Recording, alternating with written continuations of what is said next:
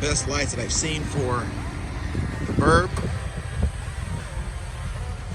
The camera doesn't really capture it, but I wish it did.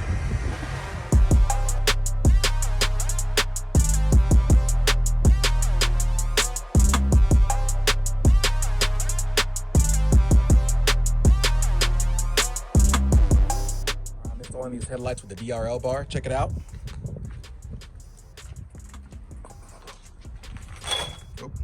Anyway, so this one worked fine, but notice there's no bar on here.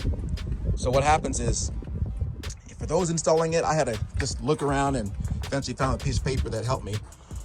This has you can use this as the daytime running light, but the way GM has it, they actually have a bulb as a daytime running light. So I'll show you on the picture on the screen right now.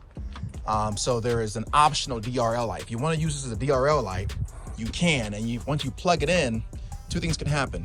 Usually, the way GM has it, if you plug it in and it's reverse polarity, meaning you put the positive in the wrong, I'll show you.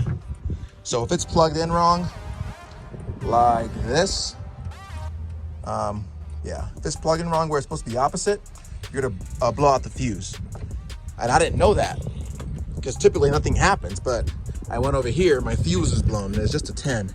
But just a heads up, look at the fuse, you'll fix it. So there you have it, change the fuse. And yeah, what happened was, weirdly enough, again, nothing normally happens. All you do is just switch it around. That goes for any LED, but you never know which one's the positive and negative. And when you plug it in the wrong way, and bam, it blew it. So I put a fuse in there, switch this around, and we're golden. So